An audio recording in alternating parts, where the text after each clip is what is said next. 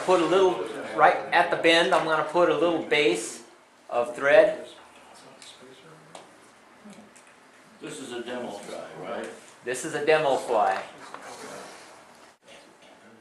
Actually, this is going to be the fly. It's not just a demo. So they tie along. Yeah, they can tie along. Are we supposed to be tying? Yeah. Okay. What I do with this weed guard is I flatten the tip.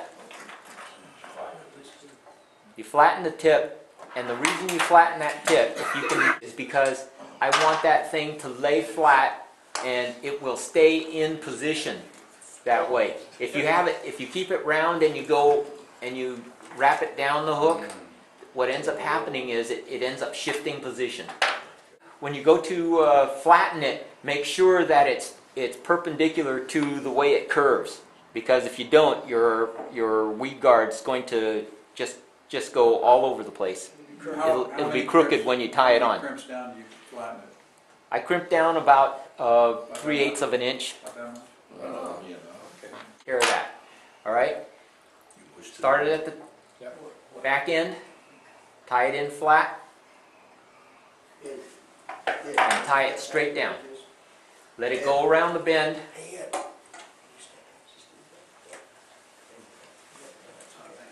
And you want to go halfway down the vertical portion of it. Wow. It's a good distance down there.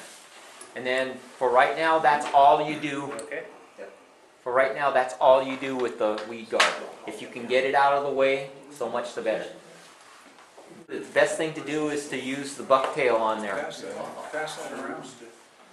Okay. Okay. Basically, all you want is a little clump like that. This is your tail.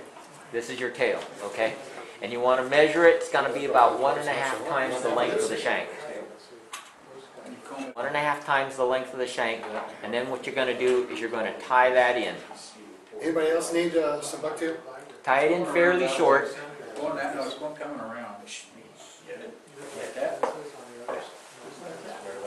And So tie you start tying it from the rear then, huh? Yep. Tie it from the rear. You got to bring your thread back. The other thing about bucktail and deer hair for the tail is it gives the fly much more buoyancy. Has a tendency to float a little better than most. So you started tying it. And make sure that your wraps are tight. So you got the length right here? I know. Pops your cookies. But I moved it when I went to do it. And then cut it off. Right about there. Oh, I'll probably want to just go longer. Okay? Need some more? Some bucktail? And then wrap down on top of your wraps there. And then go right back up on top of your tie-in point. Throw a 1/2 inch on there if you want, or a whip finish.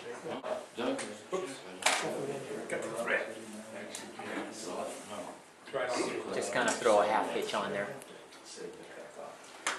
But right on top of your tie-in point is where you're going to make your spin your first loop of deer hair. Okay, this is where we start spinning the deer hair, and this is where I want you to stop and listen first before we actually get to it. Okay, what you want to do is you want to grab a chunk that's about, I don't know, 1/2 inch, uncompressed. Okay, can you see it? It's actually a little less than 1/2 inch, but. And what you need to do is you need to take it and cut it real close to the skin, just like that. And so you're left with the butts like this, all right? Hold it, don't loosen your grip, do whatever, but if you notice, you'll notice that the deer hair has underfur in it. You can see that? The deer hair has underfur in it, and it also has short pieces.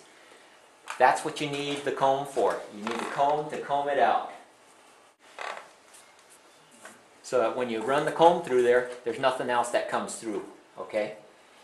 Then what you need to do is you need to take and lay the deer hair up on top. Now I'm tying this, because it's the very back end, I'm tying it very short. And what you need to do is you need to take at least 2 wraps around, Easy loose wraps. 2 easy loose wraps around the deer hair in the same spot, okay? I like 3. Take it and tighten it down. When you pull on it and it starts to flare, that's when you let it go. And I like to cut the tips off at this point in time because they only get in the way. Now you need to support the hook as it comes down and spins, but you'll see that it spins around the hook just like that. Push it back and go right to the front of that deer hair Bruce, have you done this? and put a half hitch. Cool. I did it once. Put a half hitch in front of it It's fun. and push it back with your fingers. Okay? If you have a hair packer, push it back with a hair packer. So hard on that back end to pack it. Yep. Okay? Let me show you what actually works the best. If you take your thread after flaring it backwards, move it forwards on your shank about 3 wraps forward, spiraled forwards, and then put your hair there. Because what happens is when you push that back, it gets some slack, so that when you go to after you've finished flaring it and spinning it, the extra slack will make it spin a little bit more when you push it backwards, and that's what you need to have when you're spinning the hair.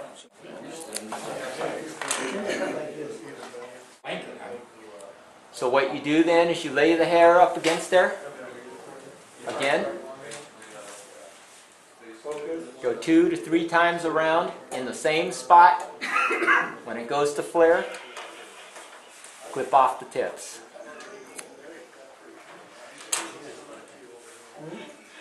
Pull it and spin it.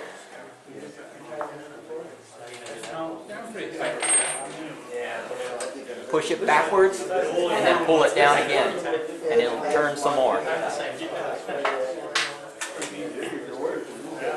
Pull your hair back, make a wrap or 2 in front, and then put another half hitch.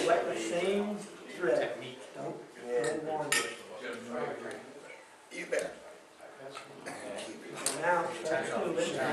And then pack it again. Pack it tight. Cut it off about your fingertips already. Yeah. Okay? Do that. Cut it.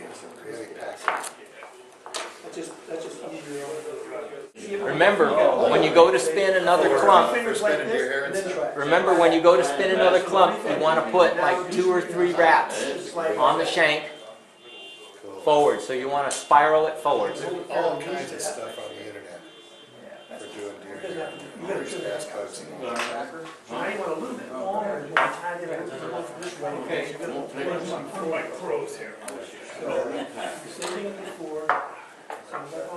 How many layers of hair do we put on? Just make sure. Pull hard is held down. No. Go ahead and hold this That's end. right. Get that Pull right. hard. Now you can let go on the left side. Let go. Let go. Oh, Let they go. are. Pull hard. Keep Yeah. pulling hard. Hard. You don't have a lot of room for that. This thing's not going to be removed.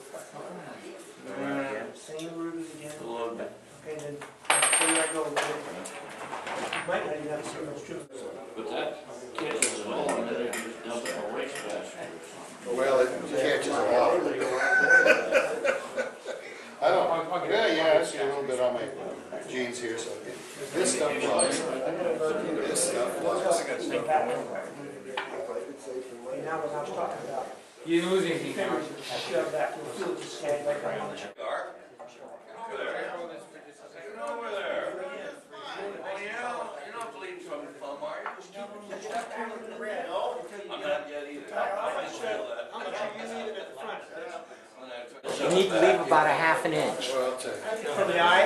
Yeah. Really nice blood red there. There you go. Is that right?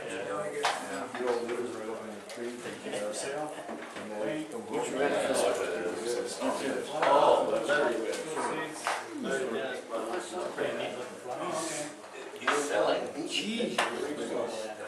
Are there flies in it? No. Just boxes. They come on. Are these gonna be just one layer? No, it's gonna be 2 layers. That's why you leave a ½ inch, okay? You put it on exactly the same way. The red needs to be cleaned out just as the yellow does.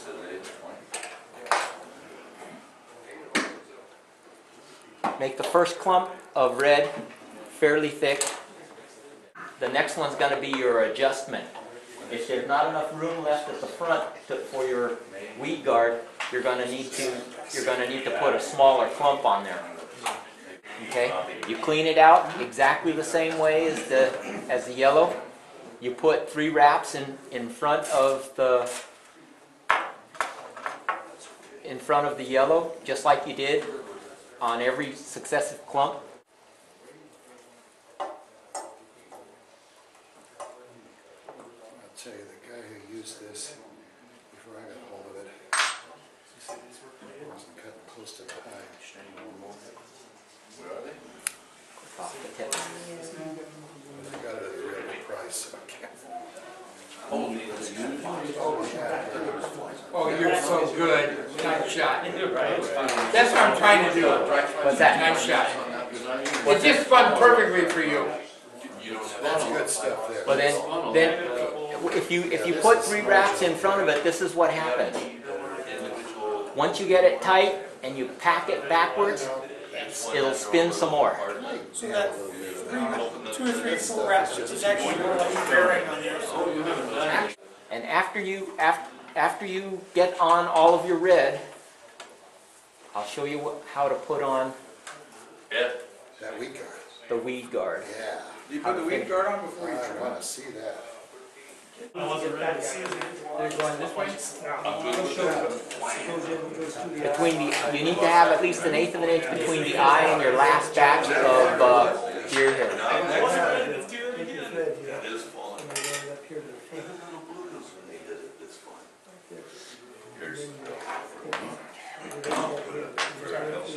I don't know if I'm gonna go, but I'm gonna pay it anyhow, okay? So you don't know where to flatten it, and how you position it, and then you want the right one, and flatten your section right here, and then you wrap like this.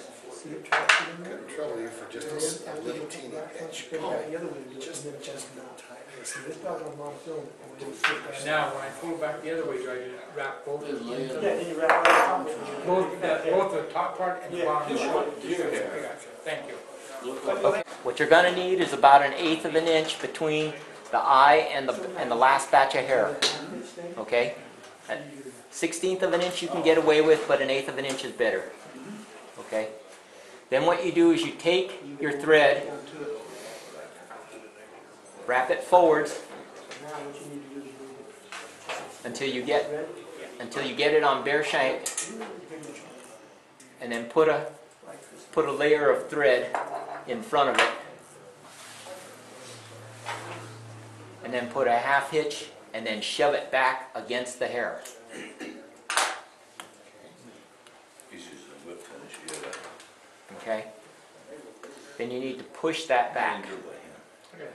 Yeah, you can, Okay? plenty of room. Once you have that finished, you have the ½ hitch on there, then go ahead and put a whip finish right in front of that. Just one layer on that. Once you get that on there, then go ahead and cut your thread off. You need to put a whip finish in front of it, right? Okay. No, okay. Or a triple half inch. And I'll show you how we trim this, all right? Now what you want to do is you want to look at the face, you want to look at the face of your fly. Picture a small circle in the front, equal distance around the hook eye, just like a disc. And what you're going to do with your scissors, is you're going to go around and you're going to make a circle, all right? Let me go in and let the trim line out, and I'll show. I see anybody anywhere like that. Cool. Making that cut parallel to the hook. All right, I'll hand them out every. Okay, so what you're doing what you're doing is all you're doing is cutting the red, using the red as a template, and cutting a disc in the front of it so that it's round. You can just get it close because you can clean it up afterwards. Make a few wraps, once you give me make a few wraps for me. Okay, I'll take one of those flyers. I can help you with the order, I don't know if I would like that. You know what I'm seeing here? I didn't trim. I hold the hook, and you want to look at it from the front and trim from the front to the back. Okay? Now, if you're going to use your scissors, Watch the bucktail. if you're going to use the scissors, watch the bucktail. Okay? Now is where the artistry comes in. So what you really do. How close to the end of the hook you come to? It's how close to the tail. Yeah. See what you're doing there? You're watching. You want to trim it. You want to trim it down to the tail, just like this. Can you see that? And you just want to leave the tail. So just make sure that the tail is not touched. So all you're doing is taking your scissors and going from the front to the back and trimming it down towards the tail. If you have a razor blade, go ahead and use it. That's even easier to cut the tail with a razor.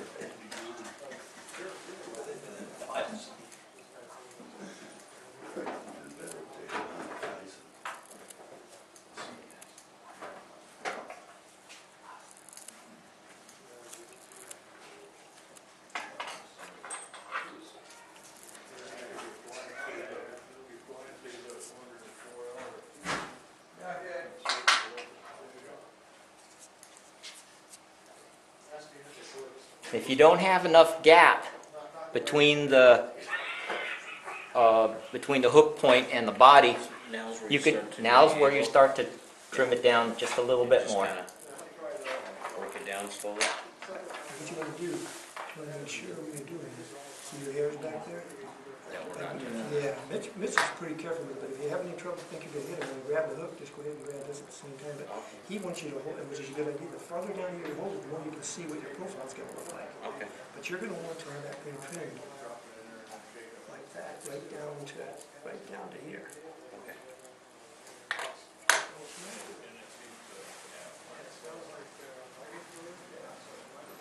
How about barber clippers, you know? I'm sure it'll be working great. I got some old ones. I'm sure our filters will work like a champ. Right now, he's clear.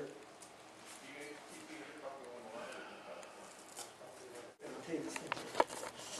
Once I've got it trimmed out, it looks like I've got an uneven amount.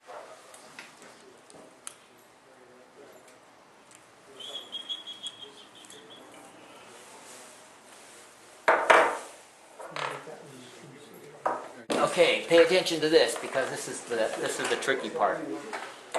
Take your weed guard and slide it up through the hook eye. Okay. Okay? Pull it, adjust it to where you like to have your weed guard, and pull it just a hair more and pinch it flat right there.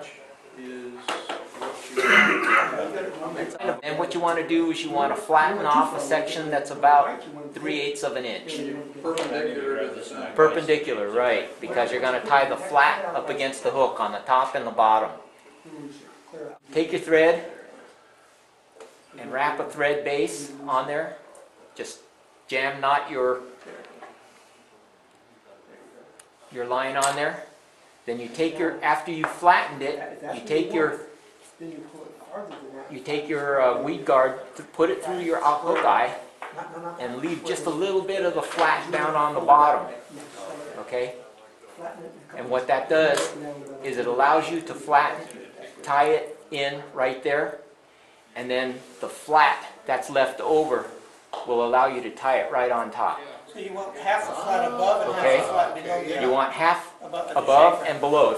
If you don't crimp it down, it leaves too big of a bulk, and not only that, but it keeps sliding off forwards onto your hook eye, and you don't ever get a good tie down. Once more, I think. My guard too. Before you do anything, now you Not check far it, see down. if you like it really. Then you take, without cutting your thread, take Yeah, I think that is. your scissors or knives and clip it off finish the head, I need to lower a little bit, huh? and then whip finish it. Now, you tie it down before you put the bone of the leg. Okay, now, Mitch? this guy